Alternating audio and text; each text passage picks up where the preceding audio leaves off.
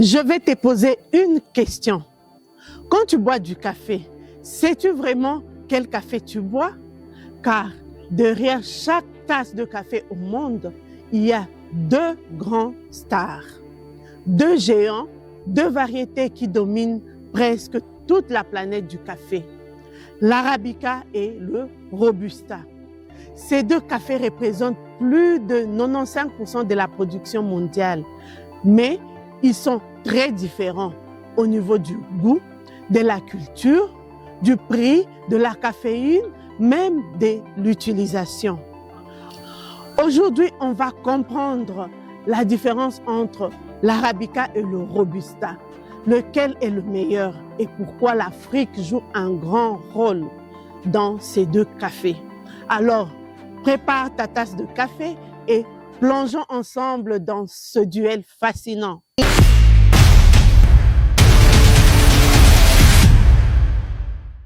Bienvenue sur Kawakokoa, la chaîne qui met en lumière la richesse agricole de notre continent, spécialement le café et le cacao.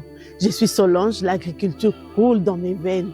J'ai grandi dans les plantations, là où se transmet la vraie richesse. La terre et le savoir-faire. Ensemble, on va cultiver la terre, maîtriser l'argent et célébrer l'Afrique qui gagne. Commençons par l'Arabica. C'est la variété la plus connue dans le monde. Elle représente environ 60 à 70% du café mondial. L'Arabica est souvent considéré comme le café plus raffiné parce qu'il offre des arômes plus complexes. Quand tu bois un Arabica, tu peux ressentir des notes fruitées, florales, chocolatées, parfois même des notes d'agrumes. C'est un café délicat. Mais cette délicatesse a un prix. L'Arabica est une plante très exigeante. Elle pousse généralement en altitude, dans des climats tempérés, avec beaucoup d'attention. Elle est aussi plus fragile face aux maladies. C'est pour ça cultiver l'Arabica demande plus de travail. Mais le résultat est souvent un café plus subtil et plus aromatique. Maintenant, parlons du Robusta. Comme son nom l'indique, c'est un café robuste. Le Robusta représente environ 30 à 40% de la production mondiale du café. Contrairement à l'Arabica, il pousse dans des basses altitudes. Il résiste mieux aux maladies, il supporte mieux la chaleur.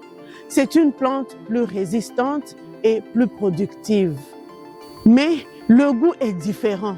Le Robusta est souvent plus corsé, plus amer, plus intense. Il contient aussi presque 2 fois plus de caféine que l'Arabica. C'est pour ça qu'il est très utile dans les cafés expresso, dans les cafés instantanés, parce qu'il donne de la puissance et de la créma dans le tasse de café. Résumons les grandes différences. Goût.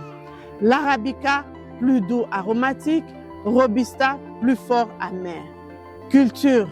Arabica, fragile, Robusta, plus résistant. Caféine. Arabica, moins de caféine, Robusta, plus de caféine. Le prix. Arabica, généralement plus cher, Robusta, plus accessible. Mais attention, cela ne veut pas dire que l'un est meilleur que l'autre. Ils sont simplement différents et souvent les deux sont mélangés dans une même tasse de café. L'Afrique joue un rôle majeur dans le monde du café. C'est même le berceau du café. L'Éthiopie est considérée comme l'origine historique du café. Sur le continent africain, on produit l'Arabica de haute qualité, Robusta puissant et intense. Par exemple, l'Éthiopie, l'Arabica réputé, le Kenya, Arabica très aromatique. L'Ouganda, c'est le Robusta célèbre. La République démocratique du Congo, Rwanda, Burundi, Arabica et Robusta de spécialité. Le café africain est aujourd'hui très recherché sur le marché mondial, mais les défis restent grands. Transformer davantage le café localement, créer des marques africaines, capturer plus de valeur. Parce que produire du café, c'est bien, mais contrôler la marque et la transformation, c'est mieux. La grande question, Arabica ou Robusta, quel est le meilleur?